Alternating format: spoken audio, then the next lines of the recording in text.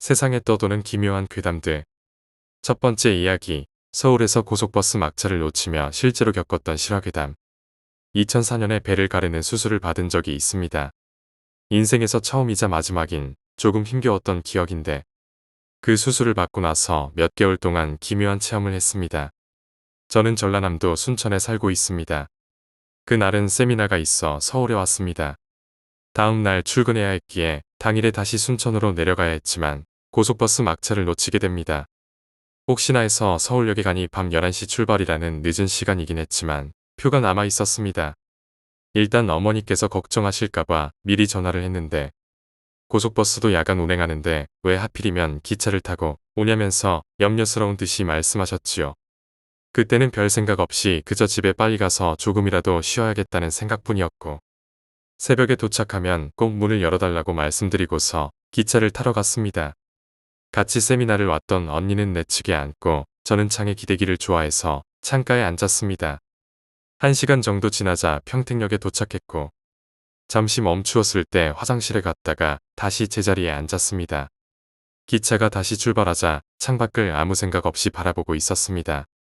어두울 땐 창밖이 잘 안 보이고 밝은 기차 내부가 더 잘 보여서 그런지 평택역 전까지는 보이지 않았던 40대 후반의 아저씨가 제 옆에 서 있는 것이 반사되어 보입니다.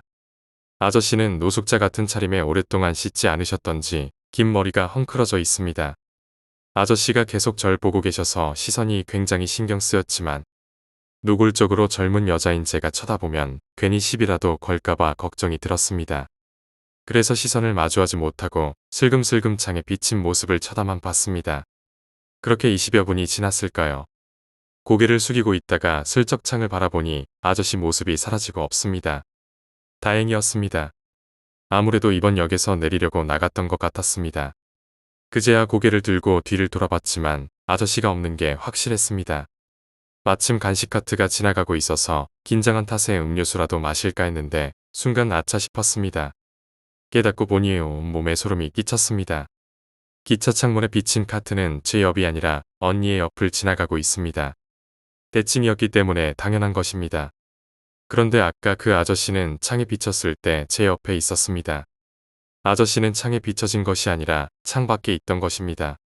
기차를 따라 공중에 떠서 계속 따라왔던 것입니다.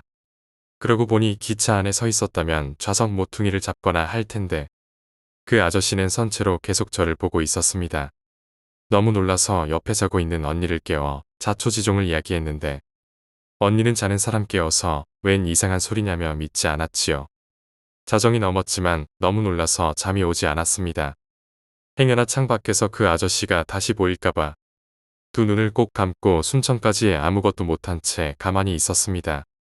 새벽 3시에 순천역에 도착하자 불이 나게 택시를 타고 집에 도착했습니다. 택시에서 내리자마자 골목을 헤집고 집으로 뛰어가서 문을 쿵쿵 두드렸는데 문을 두드리자마자 걱정스러운 얼굴로 엄마가 문을 열어주셨습니다. 엄마 얼굴을 보자마자 긴장이 풀렸고 눈물이 절로 흘러내립니다. 훌쩍이면서 있었던 이야기를 했더니 실은 엄마도 이상한 꿈을 꾸셨다고 합니다. 엄마가 꿈에서 밤기차를 탔는데 평택역에 섰다고 합니다. 그런데 갑자기 평택역이 온데간데 없어지고 창밖이 온통 공동묘지로 변합니다. 그리고 어떤 묘비 앞에 유가족인 것 같은 사람들이 울고 있었다고 합니다. 그래서 제가 서울에서 기차를 타고 온다고 하자 전날 꾸었던 꿈을 생각하니 왠지 불안해지셔서 주무시지 않고 기다리셨다고 합니다. 두 번째 이야기, 폐가의 물건. 제가 어릴 적 살던 동네에는 근처에 큰 공터가 있었습니다. 커다란 건물이 들어설 예정이었는지 그 공터에는 많은 건축 부자재들이 쌓여 있었지요. 하지만 어째서인지 어느 날부터 공사가 진행되지 않았습니다. 그렇게 방치된 공터는 동네 아이들의 놀이터가 되어 있었습니다. 공터의 중간에는 아무도 살지 않는 흉가가 있습니다. 사실 공사가 진행되기 전에는 가까이 하지 않던 곳이라 그 집에 사람이 언제부터 살지 않았는지는 모릅니다. 공사가 진행될 즈음에는 이미 비어있는 집이었지요. 물론 사람이 사는 채로 공사가 진행되지는 않았겠지만 작은 동네임에도 불구하고 그 집의 존재를 몰랐다는 것이 아직도 의문입니다. 더욱 의문인 것은 그 공터에 존재하는 집은 그 집 하나뿐이었습니다. 그 주위에는 아무도 사람이 살고 있지 않았습니다. 어느 날은 저와 오빠와 동네 남자아이 그렇게 셋이서 흉가를 탐험하기로 합니다. 공사가 진행된 흔적인지 흉가는 사방이 흙으로 둘러져 있는 모양새였고 집안에도 흙이 가득했지요. 다 무너져가는 흉가인 탓인지 대낮임에도 불구하고 묘하게 스산한 기운이 감돌았습니다. 하지만 그렇게 집을 탐험하던 저의 눈에 너무도 예쁜 바비 인형이 들어오게 됩니다. 어째서 이런 흉가에 이렇게 예쁜 바비 인형이 있었을까요? 아마도 이 집에는 제 또래의 여자아이가 살았나 봅니다. 빨간 드레스를 입고 있는 바비 인형, 너무도 예쁜 얼굴을 하고 있는 바비 인형이 마음에 들어 바비 인형을 품에 안고 집에 돌아왔습니다. 그리고 몇 시간이 지난 뒤 우리 세 사람은 다시 그 흉가로 향했습니다. 한겨울 저는 아이들과 종종 불장난을 즐기곤 했습니다. 집에서 감자나 고구마, 밤 등을 가져와서 구워 먹곤 했는데 어릴 적에는 왜 그렇게 불장난을 좋아했는지 모르겠습니다. 우리가 흉가로 향한 이유도 역시 불장난을 즐기기 위해서였죠. 무너져가는 흉가 안에서 불장난을 하면 아무에게도 들키지 않고 어른들에게 혼나는 일이 없을 거라는 생각을 했기 때문입니다. 흙먼지가 가득한 바닥에서 우리는 나뭇가지와 신문지를 모아 불을 지폈습니다. 그리고 따뜻한 불이 피어오르자 저희는 신나서 그것을 지켜봤습니다. 그런데 이상한 일이 일어났습니다. 아무것도 없는 빈 방에서 붙인 불이 갑자기 활활 타오르며 크게 번지더니 벽지로 옮겨 붙기 시작했습니다. 분명히 가구도 없는 빈 방인데 다른 곳으로 불이 옮겨 붙다니 상식 밖의 일이었지만 그것은 현실로 일어났습니다. 아직 초등학생인 우리들은 너무 놀라서 흙을 잔뜩 집어던져서 불을 끄려고 발버둥 쳤습니다. 하지만 불은 꺼질 기세를 보이지 않았고 오히려 더욱 크게 타오르게 됩니다. 온 집안이 활활 타오르자 두려운 마음에 흉가를 뛰쳐나왔습니다. 그리고 죽을 힘을 다해 언덕 위까지 달렸습니다. 언덕 위에서 바라본 흉가는 지옥불에 빠진 듯이 무섭게 타오르고 있었습니다. 몇 분 뒤 신고를 받았는지 몇 대의 소방차가 도착했고 불은 금방 꺼졌습니다. 그 일이 있은 후에는 며칠간 밖에 나올 수 없었습니다. 하지만 어느샌가 그런 일이 있었다는 사실을 잊어가기 시작했습니다. 그렇게 흉가에 대한 일을 잊어갈 즈음 어느 날 낮잠을 자게 되었습니다.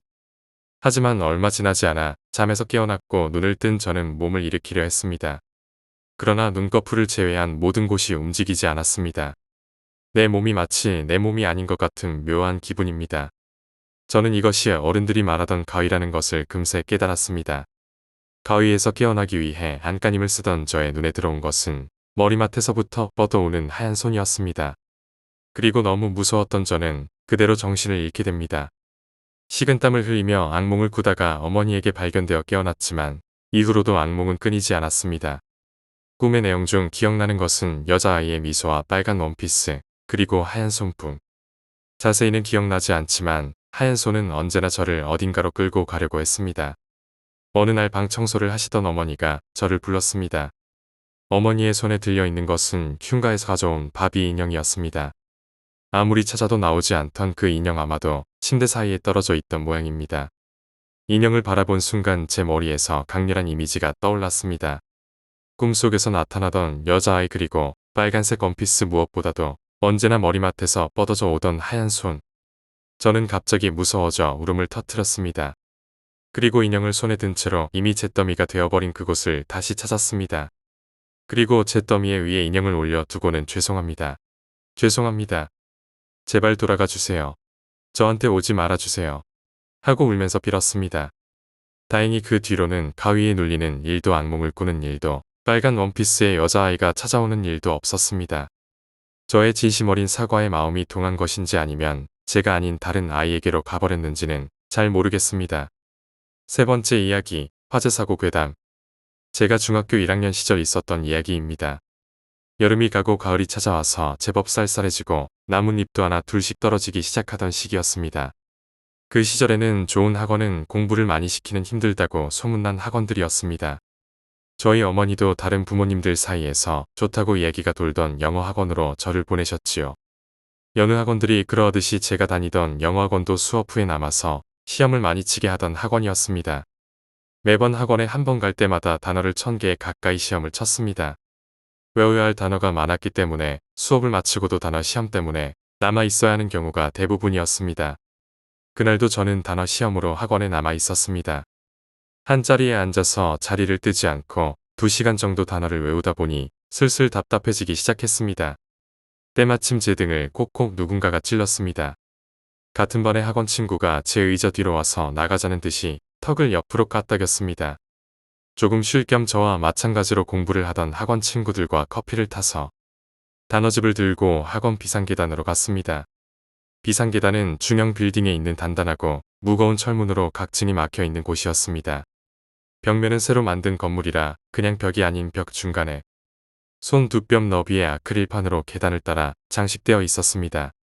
비상계단은 어둡고 사람들이 드나들지 않는 곳이라 약간 무서운 기분이 들 수도 있었겠지만 반강제로 학원에 잡혀 학원에서 나가는 것만 바라는 아이들에게는 학원 아니지만 밖이라고도 할 수 있는 곳이었기에 자연스럽게 찾게 되는 곳이었습니다. 밤에 계단에 있으면 9층 높이에서 보이는 야경의 공부로 갑갑하던 마음도 잠시나마 가벼워지는 곳이었죠. 그날도 저희는 비상계단에 서서 야경을 보면서 커피를 마시며 별 시답잖은 이야기를 나눴습니다. 이야기를 한참 하다 등을 돌려 계단 쪽을 보게 됩니다. 계단의 창문 난간 쪽에 등을 기대고 있다 보니 자연스레 아래층 계단 벽면이 보였습니다. 그곳을 보며 다른 친구의 이야기를 듣는데 아래층 벽면에 아크릴에 뭔가 비쳤습니다. 아크릴에 비쳐서 보인 것은 빠른 속도로 지나가는 붉은 빛이었습니다. 그걸 본 순간 등골이 오싹해지는 느낌이 들었습니다. 온몸에 닭살이 돋고 배가 차가워졌습니다. 그래서 이야기를 하던 친구들에게 빨리 들어가자고 이야기했습니다. 애들은 갑자기 왜 그러냐고 하자 저는 이유는 말하지 않고 일단 학원으로 들어간 후에 설명한다고 했습니다. 친구들은 저의 이상한 반응에 웃으며 갑자기 왜 그러냐면서 들어가지 않으려 했습니다. 저는 조용히 손가락을 들어 맞은편 아크릴 벽을 가리켰습니다. 그리고 저희는 누구 먼저라고도 할 것 없이 비명을 지르고 계단을 뛰쳐나왔습니다. 아크릴 벽에 여러 개의 붉은 불빛이 굉장한 속도로 도는 것이 비쳤기 때문입니다. 저희는 학원으로 돌아와 본 것에 대해 이야기를 했습니다. 저는 그것을 본 이후로 불길한 기분에 몸이 안 좋아서 가야겠다고 선생님께 말을 하고 시험을 미루고 학원을 나왔습니다. 학원 선생님도 바쁘셨던 와중이었기에 저의 하얀 얼굴과 비 오는 듯이 흘리는 식은땀에 별다른 이야기 없이 저를 보내주셨습니다. 돌아오는 길에 함께 학원을 나온 친구는 자동차 불빛 같은 게 비춘 게 아닐까라고 말했습니다. 하지만 저희가 있던 곳은 꽤 고층이어서 지나가는 자동차 불빛은 비칠 일도 없었고 자동차 불꽃이 비쳤으면 그냥 슥 지나가는 빛이지 그렇게 뱅글뱅글 도는 불빛은 아니었을 것입니다. 그리고 그 친구는 저와 반대편 난간에 서 있어서 못 봤겠지만 저는 계단 사이로 봤습니다. 아크릴에 비친 것이 아닌 공중에 떠서 빠른 속도로 돌고 있는 불꽃들을 말입니다. 집에 돌아오니 어머니가 외갓집에 데려다 준다고 하셔서 차에 탔습니다. 그래서 한참 외갓집에 가고 있는데 틀어져 있던 라디오에서 뉴스가 들려왔습니다. 뉴스는 저희 학원 건물에서 화재가 일어났다는 것이었습니다. 전기 누전으로 추정된다고 뉴스에서 말했지만 저는 그것들을 봤기에 식은땀이 다시 흘렀습니다. 몇 명이 병원으로 실려갔다고 했지만 학원 원장님의 빠른 대처로 사망자는 없었다고 합니다. 지금 생각해보면 그 불꽃은 화재가 나기 전에 나타난다는 화마였을까요? 그것들을 보고 빠르게 학원에서 나온 덕분에 사고를 겪지 않고 집으로 돌아온 것 같습니다. 네 번째 이야기, 첫눈의 등산. 첫눈이 내리는 날에는 산을 올라가서는 안 된다는 이야기를 친구들 사이에서 자주 들었지만 미끄러지기 쉽기 때문이겠지 하고 바보 취급했던 지인은 생명의 위기에 처한 척을 합니다. 그는 등산 경력 3년 정도의 경험 적은 아마추어였는데 지는 걸 싫어하는 성격으로 사람에게 기대거나 하는 것을 싫어했습니다. 뭐든지 혼자서 하는 타입으로 그때도 혼자서 겨울 산을 오르고 있었는데 첫눈이 내리고 있었습니다. 쌓인 것은 고작 수 센치 정도였기 때문에 그는 당초의 계획대로 등산을 계속했습니다. 눈 때문에 등산로를 알기 어려워진 그는 신중하게 오르기 시작했지만 불안해지기 시작했습니다. 길을 찾으면서 걷고 있다가 발자국이 있는 것을 발견했고 그는 기뻐하며 가슴을 쓸어내렸습니다. 이 길이 틀림없구나라고 생각하며 그는 다시 기세 좋게 걷기 시작합니다. 하지만 그 발자국은 신경 쓰이는 점이 있습니다. 신발의 발자국이 아닌 듯한 느낌이 들었고 적어도 등산화는 아니었습니다. 확실히 너무 가늘고 작았기 때문이죠. 그대로 발자국을 의지해서 오르기 시작했지만 주변의 경치가 조금 다르다는 것을 3년의 경험으로 느끼기 시작했습니다. 등산로라고 하기보다는 짐승길에 가깝고 바위도 여기저기 있어서 걷기 어려워지게 됩니다. 그 발자국에 기분 나쁜 점도 신경 쓰였기 때문에 돌아가기로 했습니다. 하지만 주변도 상당히 어두워져서 그는 초조해지기 시작합니다. 급하게 자신의 발자국을 의지해서 하산하고 있다가 이변을 눈치챕니다. 아까보다 발자국이 늘어나 있습니다. 올라가고 있던 때에는 한 사람의 발자국뿐이었는데 지금은 몇 사람분이나 있습니다. 적어도 이번엔 3명의 발자국이 보입니다. 게다가 잘 관찰해보니 맨발자국처럼 보였습니다. 그것을 깨닫고서 등골이 오싹해지며 공포가 엄습해왔습니다. 자신을 맨발에 무언가가 뒤쫓아왔다. 게다가 등산로가 아니다. 그때 그는 지인인 베테랑 등산가의 말을 기억해냈습니다. 첫눈이 내리는 날은 등산해선 안 된다고. 봐서는 안 되는 것이 보이니까. 평소엔 보이지 않는 것이 눈 덕분에 보이는 경우가 있어서 그러면 목숨을 잃을 수도 있다고. 그는 패닉에 빠지기 시작합니다. 어두워지기 시작하고 정체를 알 수 없는 맨발의 발자국. 확실히 헤매고 있었지만 그는 신속하게 발자국을 의지해서 하산하기 시작합니다. 하지만 아무리 걸어도 등산로에는 돌아갈 수 없었습니다. 이제는 완전히 해가 져서 발자국도 분간이 가지 않게 됩니다. 조난이라는 단어가 떠올랐지만 오늘 내에 하산하는 것을 포기하고 야영하기로 결단을 내렸습니다. 야영은 준비를 하지 않았기 때문에 장비 중에서 쓸만한 것은 알루미늄을 입힌 보온 커버와 성냥 정도밖에 없습니다. 그는 바람을 막아줄 커다란 바위 아래에서 야영하기로 합니다. 상당히 쌀쌀하긴 했어도 눈이 내린 뒤라 아늑한 밤이었기 때문에 동사할 염려는 없었지만 만일을 위해 잠들지 않기로 했습니다. 야영 준비를 마치자 발자국에 대한 일이 갑자기 떠오릅니다. 그 발자국은 누구의 것일까? 사슴이나 토끼, 아니면 멧돼지겠지. 그는 자신의 기분을 얼버무리듯이 작은 짐승의 발자국이라고 해석하기로 했지만 잠들지 않도록 노력하고 있던 그는 그만 꾸벅꾸벅거리다 잠들고 말았습니다. 잠시 후 그는 소리를 듣고 눈을 뜨게 되었고 그것은 무언가가 눈 위를 걷는 소리였습니다. 그 소리는 바위 뒤에서 들리고 있습니다. 지기 싫어하는 성격에 그는 작은 짐승이라고 생각해서 쫓아내려고 큰 소리를 냅니다. 고함을 치니 발소리는 멀리 도망갔습니다. 하지만 수십 분 후 다시 발소리가 멀리서부터 들려왔고 이번에 발소리는 달랐습니다. 한 사람의 발소리가 아니었고 동료를 데리고 온 것입니다. 그는 무서웠지만 용기를 내어 다시 한번 있는 힘껏 고함을 쳤습니다. 발소리는 멈췄지만 조금 있으니 다시 움직이기 시작합니다. 이쪽을 향해서 오고 있습니다. 일이 이렇게까지 되자 녀석들이 인간이라고 생각하지 않을 수 없게 되었습니다. 여러 명의 인간이 이쪽을 향해 오고 있었기에 그는 일찍이 없었던 공포에 휩싸이게 됩니다. 죽으려 앉아서 눈을 감고 기도하기 시작했습니다. 특별한 종교에 속해 있지는 않았지만 어릴 적 할아버지나 할머니가 연불을 외던 것을 어렴풋이 기억해내면서 보온 커버에 얼굴을 집어넣고 바깥을 보지 않도록 하면서 오로지 엉망진창인 연불을 외웠습니다. 발소리는 여전히 들리고 있었고 점점 가까워지고 있습니다. 밤중에 그 발소리는 계속 들려왔고 마치 그의 주위를 빙글빙글 도는 것 같았습니다. 그는 한숨도 못 자고 반쯤 미쳐버린 상태에서 연불을 외고 있었습니다. 아침이 가까워지면서 점차 밝아지는 것을 알 수 있었습니다. 발소리는 점차 멀어지고 있었기에 그는 안도했습니다. 그리고 해가 뜬 것을 느꼈습니다. 발소리도 완전히 들리지 않게 되기에 그는 조심조심 보온 커버에서 얼굴을 내밀고 주위를 둘러보니 경악을 하게 됩니다.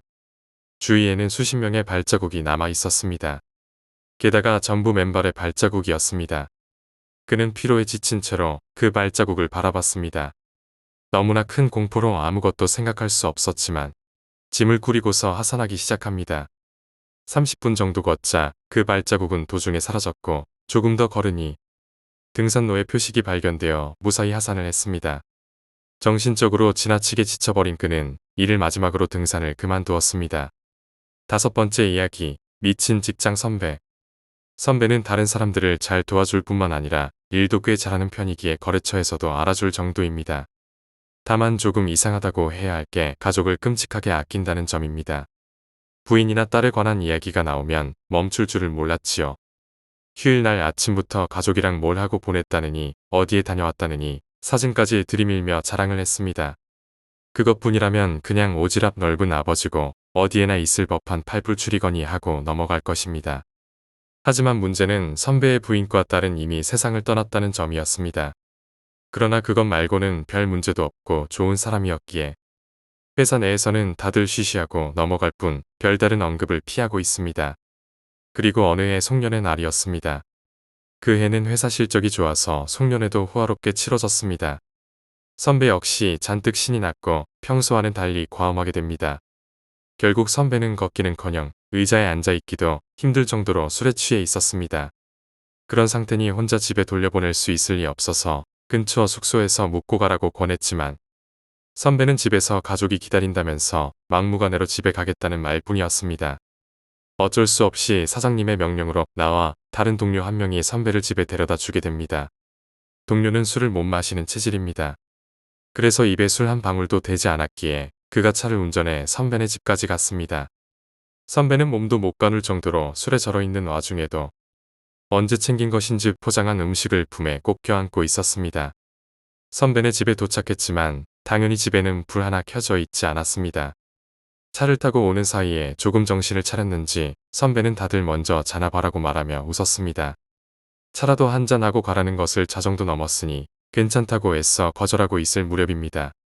갑자기 집안에서 누군가 달려오는 소리가 들려오고 철컥하고 현관문이 열렸습니다.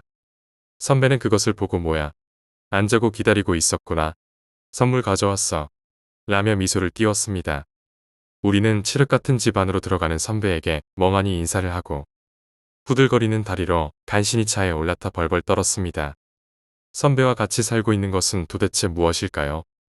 지금도 선배는 아무것도 없는 사진을 내밀며 아내와 딸에 관해 한껏 자랑을 늘어놓곤 합니다. 6번째 이야기, 들어가면 안 되는 방. 우리 시골집에는 어릴 적부터 절대 들어가면 안 된다는 방이 있습니다. 하지만 들어가지 말라고 하면 오히려 들어가 보고 싶어집니다. 그래서 나는 중학교에 다닐 무렵에 몰래 그 방에 들어갔습니다. 하지만 그곳은 아무것도 없는 평범한 방이었습니다. 딱히 이상한 분위기가 감도는 것도 아니었고 창문으로는 햇빛도 들어와 무서울 것은 아무것도 없었습니다. 그냥 방을 어지럽힐까봐 걱정해서 엄포를 놓았던 걸까요? 나는 맥이 빠진 나머지 그대로 그 방에서 잠을 청했습니다. 가위조차 눌리지 않았고 그냥 그대로 몇 시간 있다가 잠에서 깨어났습니다. 자는 사이에 혹시 무슨 일이 있기라도 했나 싶어서 주변을 둘러봤지만 아무것도 달라진 게 없었고 무서울 만한 것도 전혀 없었습니다. 들어오면 안 된다고 그렇게 엄포를 놓던 방이니 뭔가 무서운 게 있을 것이라 기대했는데 방을 나오면서 별 생각 없이 방에 있던 찬장 서랍을 열어봤습니다. 서랍 안에는 인형이 하나 들어있었고 다른 서랍에는 옷 같은 게 들어있었지만 오직 그 서랍에만 인형이 들어있었습니다. 뭔가 기묘한 느낌의 소름이 끼쳤습니다. 나중에 방에 들어갔던 것은 비밀로 하고 할머니에게 뒷사정을 물어봤지요. 아무래도 그 방은 아버지의 여동생인 내게 고모되는 분이 쓰던 방이었습니다. 서랍 안에 들어있는 물건도 모두 고모의 것이라고 합니다. 지금으로부터 30년은 더 된 이야기입니다. 지금 있는 시골집을 지은 건 부모님이 결혼한 직후로 나중에 아이가 생길 때를 대비해서 같이 살 수 있는 구조로 만든 것입니다. 그리고 그때 뜰을 넓혀 증축해서 지은 것이 문제였던 모양입니다. 증축해서 지은 게 바로 그 들어가면 안 되는 방이었습니다. 어쩌다 보니 고모가 그 방을 쓰게 되었는데 그 방을 쓴 이후로 고모가 이상한 행동을 하기 시작했다는 것입니다. 고모는 처음부터 그 방에서 자고 싶지 않다고 애원을 했다고 하지만 고모 말에 따르면 그 방에서 자게 된 후 아무리 깊은 잠에 빠져도 새벽 3시만 되면 눈이 떠진다는 것이었죠. 그리고 눈을 뜨면 분명 자기 전에 껐던 불이 켜져 있고 머리맡에는 단발머리의 여자아이가 앉아 있다는 것입니다.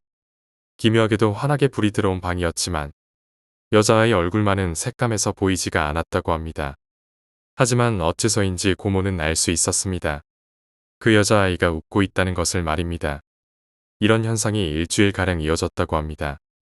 고모는 머리도 좋고 마음 씀씀이가 깊은 사람이라 처음에는 부모님에게 걱정을 끼치지 않으려 가만히 있었다고 합니다. 하지만 일주일 동안 계속해서 이어지니 도저히 참을 수가 없었기에 부모님에게 털어놓았던 것이었죠.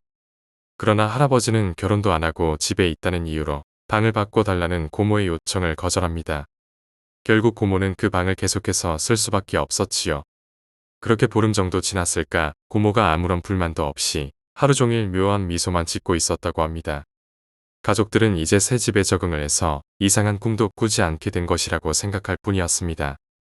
할머니는 고모가 방 때문에 애원했다는 것을 떠올리고 고모에게 이전의 꿈은 어떻게 되었는지 물었습니다. 그러자 고모는 싱글싱글 웃으며 대답합니다. 아직도 나와. 하지만 이젠 익숙해졌어. 처음에는 한 명이었지만 점점 늘어가고 있어. 다들 계속 나를 내려다보고 있어. 그렇게 말한 후에 고모는 큰 소리로 웃어 제꼈다고 합니다. 평소에 그렇게 조용한 고모에게는 전혀 어울리지 않는 웃음소리로. 고모의 그 이야기가 사실이든 꿈이나 환각이든 그 무렵에는 이미 늦은 것이었습니다. 고모의 방은 할머니와 할아버지가 자는 방의 바로 옆이었고 어느 날 할머니는 한밤중에 구멍을 파는 것 같은 소리가 들려서 잠에서 깨어나게 됩니다. 잠에서 깬 할머니가 고모 방에 들어가 보니 고모가 웅크린 채로 방 바닥을 맨손으로 정신없이 구멍을 파고 있었습니다. 할머니는 고모가 뭔가 이상하다는 걸 느끼고 뭐하는 짓이냐며 소리를 쳤습니다. 하지만 고모는 멈추지 않았습니다. 오히려 입가에는 미소가 떠올라 있었다고 합니다. 잠시 후 바닥에서 무언가를 들어 올린 고모의 손에는 인형이 들려 있었습니다. 흙 속에 묻혀 있었다고는 믿기 힘들 정도로 깨끗한 인형이었습니다. 고모는 할머니에게 인형을 건네주고 웃는 얼굴 그대로 벽 옆까지 걸어갔습니다. 그리고 자기 머리를 벽에 들이박기 시작했습니다. 할머니가 얼이 빠진 사이에 고모는 계속해서 자기 머리를 벽에 들이받았습니다. 할머니는 당황해서 고모를 뜯어 말리려 했지만 고모는 엄청난 힘으로 할머니를 밀어버렸다고 합니다. 고모는 웃음소리가 섞여 있던 의미 없는 괴성을 지르기 시작했습니다. 그리고 할머니는 들었습니다. 고모의 웃음소리에 섞여 있는 여자아이 여러 명의 웃음소리를 말입니다. 고모는 그대로 10분 넘게 머리를 벽에 들이받다가 갑자기 우뚝 서더니 그대로 뒤로 넘어졌다고 합니다. 무슨 장난감이 쓰러지는 걸 보는 것 같았어. 할머니는 그렇게 회상합니다. 잠에서 깨어난 할아버지가 구급차를 불렀지만 이미 돌이킬 수 없는 상태였지요. 고모의 두개골은 모두 박살이 났지만 할머니의 이야기를 듣고도 의사는 믿지 못했습니다. 자기 혼자 그 지경이 되도록 머리를 들이받았다는 것은 의학적으로 불가능하다는 것이었습니다. 할머니는 살인 혐의까지 몰릴 수 있었다고 합니다. 이 지경이 되자 할아버지도 그 방에 뭔가 있다는 생각이 들었던 것인지 아니면 딸을 죽게 놔둔 죄책감 때문인지 절에서 스님을 모셔왔습니다. 그리고 그 스님은 그 방에 들어서자마자 토해버렸다고 합니다. 이 방은 옛날에 유산되거나 역병으로 죽은 아이들을 한 곳에 모아서 묻은 자리 위에 지어진 것 같다는 것이었습니다. 엄청난 수의 아이 귀신들이 그 자리에 모여 있다고 합니다. 절대로 이 방을 산 사람이 쓰면 안 됩니다. 스님은 하얗게 질린 얼굴로 신신당부를 합니다. 할머니는 고모가 파낸 인형을 건네며 공양을 부탁했지만 거부당했습니다. 그런 물건에 어중간하게 공양을 올려봐야 역효과만 일어날 겁니다. 내다 버리거나 태우거나 알아서 들으세요. 그 후에는 자주 들어봤을 법한 괴담의 정석입니다. 분명히 쓰레기장에 내다 버렸던 인형이 어느새가 서랍 안에 들어와 있고 태우려 해도 불이 옮겨 붙지를 않고 오히려 아버지에게 불똥이 튀어서 화상을 입었다고 합니다. 결국 어쩔 수 없다는 생각에 그 서랍에 집어넣어 버리고 방을 통째로 쓰지 못하게 막아버렸다는 것입니다. 고모의 비참한 죽음이 얽혀있기에 이유는 알려주지 않았던 것 같습니다. 그런데 그 불길한 인형이 저의 손으로 밖으로 나오게 됩니다. 7번째 이야기. 일본의 어느 온천은 가격이 저렴했지만 이상한 일들이 일어났다. 제가 예전에 시즈오카현에 있는 온천지에 갔을 때 겪은 이야기입니다. 저는 여자친구를 데리고 집과 가까운 시즈오카현의 어떤 온천에 방문했는데 거의 즉석으로 숙소를 정했고 숙박비는 조식과 석식을 포함하여 26,000엔이었습니다. 예약도 없이 무작정 갔었는데 바로 안내받은 방이 생각보다 컸기에 여자친구와 저는 놀랐습니다. 거실이 18평 정도 되어 보였고 구분된 침실이 별도로 12평은 되는 것 같았습니다. 개별 욕탕도 고급스러운 히노키 재질이었습니다. 이 정도 방이면 숙박비가 엄청나게 저렴한 편이라고 저는 생각했습니다. 방은 오래됐지만 위험이 느껴지는 것 같았고 아무튼 바로 온천으로 들어가서 푹 쉬게 되었습니다. 밤이 되어 저녁 식사를 부탁하니 엄청 화려하게 차려졌습니다. 신선한 해산물에 소고기 철판구이 그리고 술 몇 병이 제공되었는데 그걸 보고 여자친구와 저는 숨은 명소를 찾았다며 둘만의 연애를 즐겼습니다. 적당히 취한 상태로 창호문 넘어 침실로 이동해서 나란히 깔린 이불 위에 함께 누워 불을 끄고 심야 방송을 보고 있었습니다. 그러던 중 여자친구가 잠자는 듯 옆에서 고른 숨소리를 내기 시작했고 저도 꾸벅꾸벅 졸며 TV를 보다가 어느 순간 잠들어 버렸습니다. 그러다 얼마 후 갑자기 저는 잠에서 깼는데 아마도 한밤중이었던 것 같습니다. 빛이라고는 창호문 틈으로 보이는 달빛 정도로 주변은 거의 암흑이었고 취침 예약을 한 것도 아닌데 TV는 어느새 꺼져 있었습니다. 몇 시가 된 걸까? 여자친구가 끈 건가 생각하며 바로 휴대폰으로 시간을 확인하려 주변을 더듬기 시작했는데 그러자 어디선가 소리가 들렸습니다. 흐느끼는 듯하는 거친 숨소리와 비슷한 소리였던 걸로 기억합니다. 여자친구 코 고는 소리가 이상하다고 생각하며 휴대폰을 찾았는데 시간을 확인하니 새벽 2시가 조금 지난 시간이었습니다. 아직 한참 더 잘 수 있겠다 생각하며 화면 불빛으로 여자친구의 얼굴을 살짝 비추니 여자친구는 자지 않고 깨 있었는데 휴대폰 불빛에 비치는 여자친구의 얼굴은 어째선지 눈을 크게 뜨고 이를 드러내며 뭔가 웃고 있었는데 아까 들었던 거친 숨소리는 여자친구의 숨소리였습니다. 그 모습에 순간 놀란 저는 조금 패닉에 빠졌지만 아무튼 여자친구에게 괜찮냐며 말을 걸며 몸을 가까이 댔고 여자친구는 내 쪽으로 얼굴을 향한 채 뭔가를 손으로 가리켰습니다. 목만 살짝 돌려 가리킨 쪽을 보니 어느샌가 창호문이 열려 있었는데 안쪽의 거실은 완전한 암흑이었습니다. 그리고 여자친구가 가리킨 곳에 휴대폰 불빛을 비춰보니 천장에는 목을 매달기 위한 고리를 만든 듯이 유카타 비슷한 게 걸려서 흔들거리고 있었습니다. 제 머릿속은 방금 일어난 일을 제대로 이해하지 못하고 혼란에 빠졌고 몸이 굳어 움직일 수가 없었는데 여자친구는 제 옆에서 여전히 눈을 크게 뜬 상태로 만면에 미소를 지으면서 입만 움직여 작은 목소리로 알아들을 수 없는 말을 하는 게 들려왔습니다. 오컬트 영화 등을 좋아하긴 하지만 굉장한 겁쟁이였기 때문에 상황을 이해하길 포기한 제 사고는 거기서 멈추고 그대로 혼절했습니다. 그 이후 기억은 없습니다.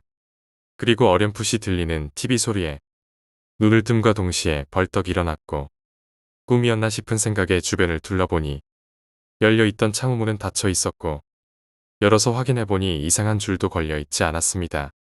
TV도 잠들기 전 켜진 그대로였습니다. 안도되는 마음에 여자친구를 쳐다보니 그녀는 여전히 자고 있었습니다. 하지만 어째선지 얼굴 표정이 엉망이었는데 일단 깨워야겠다 싶어 흔들어 깨웠고 여자친구는 움찔하고 몸을 떨며 깨어났습니다. 그런데 어째서인지 공포와 불신이 뒤섞인 얼굴로 저를 보고 있었습니다. 왜 그러냐고 물어보니 머뭇대며 얘기를 꺼내는데 어젯밤 너무 무섭고 이상한 꿈을 꾸었다고 밤중에 잠에서 깨고 보니 내가 이불에 없었다고 했습니다. 수면등을 켜보니 어두운 방 안에서 천장에 끈을 걸고 있었고 마치 목이라도 매려는 준비를 하고 있는 것 같았다며 그 모습을 보고 놀라서 뭐하냐고 물어봤는데 제가 활짝 웃으면서 돌아보더니 준비됐어. 이걸 쓰도록 해. 라고 말했다고 합니다. 이 이야기를 들었던 저는 온몸에 소름이 돋았고 일부러 제 꿈 얘기는 여자친구에게 하지 않았는데 둘이 같은 꿈을 꾸었다는 걸 알면 뭔가 어떤 저주 같은 것에 걸릴 것 같다는 생각이 들었기 때문입니다. 여자친구를 달래며 일단 아침 식사를 하러 가자고 방에서 함께 나갔습니다. 하지만 악몽 탓인지 컨디션이 좋지 않아 두 사람 모두 아침 식사를 거의 하지 못하고 식당에서 나와 방으로 돌아가는 도중 카운터로 가서 직원에게 말을 걸었습니다. 실례합니다. 저희가 묵었던 방인데 누군가 목을 맸었나요? 물론 상대는 대답을 흐렸지만 체크아웃을 할 때는 어째선지 숙박비가 6,000엔 정도 싸게 나왔습니다. 자잘한 부분을 생략하긴 했습니다만 정말 실화이고 시즈오카현의 온천지에서 숙박하시는 분들은 조심하시기 바랍니다. 방은 정말 좋았고 요리도 화려하고 맛있었지만 동반 자살에 휘말릴 가능성이 있다는 생각이 들기 때문입니다. 요약하자면 시즈오카현의 온천에서 여자친구와 묵었던 방에서 기묘하고 무서운 경험을 했다. 밤에 이상한 꿈을 꾸었고 꿈속에서 여자친구와 나는 목을 매달 준비를 하는 듯한 상황을 겪었다. 체크아웃 시 숙박비가 예상보다 싸게 나왔고 이는 어떤 불길한 사건과 연관이 있을 수 있다는 의심이 들었다. 8번째 이야기, 호텔의 수상한 방. 과거 호텔에서 근무하던 시절 101호실에서 뭔가 나온다는 이야기를 선배에게 들었다. 당시에는 구경으로 운영되고 있었기에 딱히 영업에 큰 신경을 쓰지 않던 터였다. 그랬기에 그 방은 평소 야근 담당자를 위한 수면실로 사용되고 있었다. 그래도 성수기가 오면 1년에 몇 번쯤은 손님이 묵게 된다. 하지만 언제나 한밤이 되기 전에 방을 바꿔달라고 요청하거나 다른 방이 없으면 아예 퇴실해 버리곤 했다. 그 방에 묵는 손님들은 방에서 뭔가 나왔다는 이야기를 하거나 겁에 질려 도망치기도 했다. 그러는 사이 수면실을 이용하던 직원들의 건강이 나빠지는 일이 일어나기 시작했다. 야근이 있는 데다가 체크인부터 체크아웃까지 긴 시간 동안 긴장해야만 하니 몸이 나빠지기 쉬운 환경이긴 하겠지만 내 눈앞에서 쓰러져 죽은 동료만 2명이었다. 사인은 각각 뇌경색과 심근경색이었다. 40대인데 말기 암으로 세상을 떠난 이도 있었고 원인은 듣지 못했지만 갑작스레 세상을 떠난 이도 있었다. 그러는 사이에 호텔의 민영화 전환이 결정되었고 직원들도 일단 호텔을 떠나게 되었다. 호텔은 벽지를 새로 갈고 욕실도 전체적으로 교체하는 등 반년 정도 보수공사에 들어갔다. 방에 있는 짐들을 드러내고 조립형 침대는 해체했다. 그러던 중 101호실 침대판 뒤에서 부적 같은 게 나왔다고 한다. 오래전에 액막이라도 한 걸까 싶었다. 그다지 효과는 없었나 보다. 떼어낸 뒤 사무실에 두었다. 보수공사가 끝나고 민영기업 쪽으로 고용 승계가 확정되었기에 오픈 준비를 하며 우리는 다시 그 부적을 찾았다. 다시 붙일까 싶었지만 다음날 영업 시작 전에 기도를 올릴 예정이었기에 신주가 오면 그걸 보여보기로 했다. 다음날에 기도 의식을 마치고 부적을 보여주자 신주는 얼굴을 찌푸렸다. 무슨 문제라도 있는지 물어보니 이 부적은 검은 글씨로 보이지만 오래전에 피로 글씨를 쓴 것이라는 대답이 돌아왔다. 저희가 액막이는 하겠습니다만 원래부터 일하던 분들은 따로 액막이를 받는 게 좋을 것 같네요. 라고 신주는 말했다. 그렇게 호텔이 리뉴얼 오픈하고 얼마 지나 사이가 좋았던 옛 동료 아저씨가 놀러왔다. 자네랑 같이 야근할 때 자네한테는 수면실 못 쓰게 했었던 거 기억나? 자네가 그 방에서 자면 항상 가위에 심하게 눌려서 복도까지 들릴 정도로 비명을 질렀으니까 말이야. 그러고 보니 수면실을 쓸 때 자주 침대에서 떨어지곤 했었다. 그것도 침대 옆이 아니라 발이 향하는 쪽으로 누가 발목을 잡아 끌기라도 한 것처럼. 호텔을 민영화한 뒤로는 기도 효과라도 본 것인지 방에 묵은 손님이 도망치거나 하는 일은 없었다. 하지만 오픈하고 1년도 되지 않아 심근경색으로 직원 1명이 죽었고 2명이 정신 이상이 와서 그만뒀다. 나도 심근경색이 일어나서 일은 그만뒀지만 그 이후에 눈의 시력이 조금씩 없어지고 있다. MA2, 용시합 기묘한 고양이. 심령적인 것과는 관계없지만 어릴 적 겪었던 무서웠던 이야기다. 10살 무렵이던 때 저녁을 먹고 놀고 있었다. 초인종이 울리는 소리가 나서 나는 현관으로 나섰다. 부모님은 맞벌이였기에 집에는 할아버지, 할머니와 나 그리고 어린 동생뿐이었다. 흐린 유리창의 너머로 여자 같은 실루엣이 보였다. 동네 사람인가 싶어 아무 생각 없이 문을 열었다. 그런데 들어온 사람은 처음 보는 할머니였다. 이 책을 사줘 1,000엔이야. 할머니는 나의 눈앞에 낡은 책을 들이밀었다. 할아버지가 누가 왔니? 하며 현관으로 오자 할머니는 똑같은 말을 되풀이했다. 이런 낡은 책을 1,000엔이나 주고 사라니. 아직 어린 나이였지만 불신감이 표정으로 드러나고 있었던 것 같다. 하지만 할아버지는 알았네. 여기 1,000엔이야. 라며 할머니에게 1,000엔짜리 지폐를 건넸다. 빙긋 웃는 할머니의 얼굴은 어쩐지 몹시 기분 나빴다. 할머니는 잘 됐구만. 이걸로 붉은 고양이는 안 나올 거야. 라고 말하고는 가버렸다. 낡은 책은 그저 흔해 빠진 추리소설이었다. 왜 이런 책에 1,000엔이나 낸 것인지 할아버지에게 물어보자 이런 대답이 돌아왔다. 안 내면 큰일이 난단다. 붉은 고양이라는 건 옛날에 방화범을 가리키는 은어였다고 한다. 즉 1,000엔을 내지 않으면 방화범이 집에 불을 지를 거라는 협박이었던 것이다. 다음날 학교에 가니 똑같은 할머니가 출몰했다는 이야기가 파다했다. 학년을 가리지 않고 그 할머니가 나타났던 집만 20집이 넘었다. 붉은 고양이는 한 곳에 나타나면 마치 그 장소는 기피하는 것처럼 다시 나타나지 않는다고 한다. 분명히 그 할머니가 나타나고 수십 년이 지나도록 비슷한 이야기는 들어본 적이 없다. 금품갈취에 대한 피해 신고도 낼 수가 없단다. 그랬다가는 이번에야말로 진짜 집에 불이 날 테니까. 심지어 한 집을 특정하는 게 아니라 한 구역의 연대 책임을 물어 어느 집에 불이 나게 될지도 모른다는 것이다. 결국 경찰력을 피해 전국을 떠돌며 범죄를 저지른다는 게 붉은 고양이란다. 수십 년 전에 세상을 떠난 할아버지는 이 이야기를 할 때면 항상 말씀하시곤 했다. 가족의 안전을 산다고 치면 천에는 싼 돈인 게야. 9번째 이야기, 역 근처의 아르바이트. 제가 고등학교를 졸업하고 처음 맞이한 대학생 여름방학 때였습니다. 지방에서 학교 생활과 하숙 생활을 하고 있었기 때문에 근처에 알바 자리가 급했습니다. 대학생이다 보니 돈이 많이 궁했었거든요. 그래서 알게 된 게 역에서 일하는 아르바이트였습니다. 철도청에 정식으로 등록된 사원 같은 게 아니라 청소부터 역사에서 잠든 취객을 깨우는 일까지 아무튼 일이라고는 할 수 있는 잡다한 것까지 다 하는 일이었습니다. 사건이 처음 있던 날은 비가 많이 오는 날이었습니다.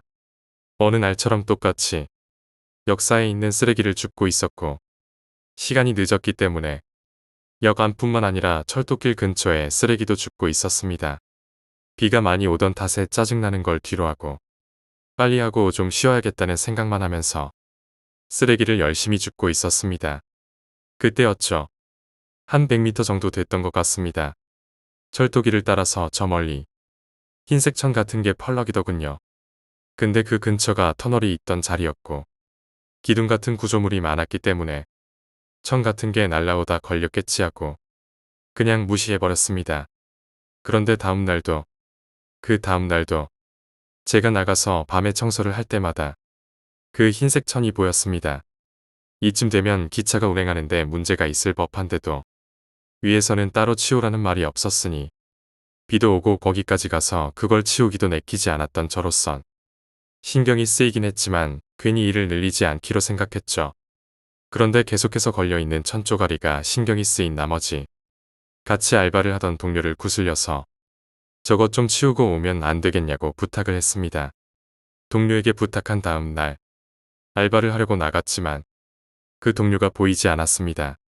쉬는 날인가 생각했지만 그 다음 날이 되어도 나오지 않는 것은 마찬가지였고 결국은 먼저 들어온 사람에게 물어보게 되었는데 하루 전에 관뒀다고 말을 해주더군요.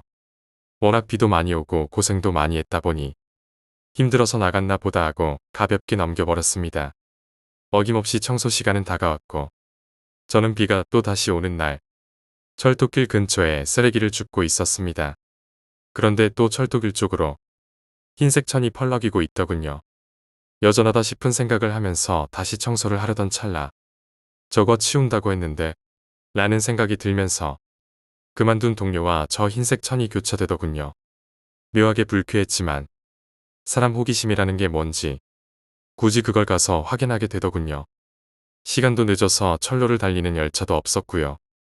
돌길을 저벅저벅 걸어가는데 가면 갈수록 기분이 묘하고 오싹거리는 게 30발자국쯤 간 것 같습니다. 진짜 눈을 질끈 감게 되더군요. 사람의 형상이었거든요. 밤이었고 비가 와서 그럴지도 모른다는 생각에 한 번만 더 확인해 보자며 힘겹게 눈을 떴지만 역시나 사람의 형상이더군요. 정확히는 단발머리의 여자였습니다. 비는 추적추적 내리고 미친 듯이 역사로 뛰어 달려갔습니다. 그때였습니다. 뭔가에 발이 탁 걸리더군요. 그 돌길로 자빠졌는데 아프기보다는 죽겠구나 이런 생각만 들더군요. 머릿속에서 힘없는 단말말을 외치고 그대로 기절했습니다. 정신이 몽롱한 가운데 깨서 주위를 둘러보니 역사 안에 있는 직원 휴게실이었습니다. 휴게실 의자에 뉘어있는 채로 머리에는 어설프게 덧댄 붕대가 묶여 있었습니다. 시간이 어느 정도 지났다는 걸 인지한 저는 빨리 가봐야겠다는 생각이 앞서서 일어서려 했는데 몸이 움직이지를 않더군요. 내가 많이 다쳤나? 라는 생각과 함께 무의식 중에 휴게실 문을 쳐다봤는데 흰색 원피스를 입은 팔 한쪽과 얼굴이 심하게 뭉개진 여성 한 명이 들어오더군요. 딱 봐도 이 세상 사람이 아니었습니다. 그게 저한테 다가오는데 너무 무섭고 허탈해서 헛웃음이 나오더군요. 그 흉한 얼굴을 들이밀면서 한 손으로 제 목을 조르는데 마음속으로 제발이라는 말만 떠오르더군요.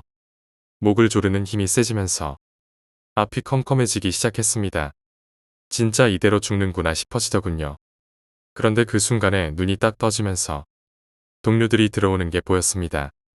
자초지종을 들어보니 제가 철길 옆 돌밭에 쓰러져 있었고 머리에서는 피가 많이 나고 있었다고 합니다.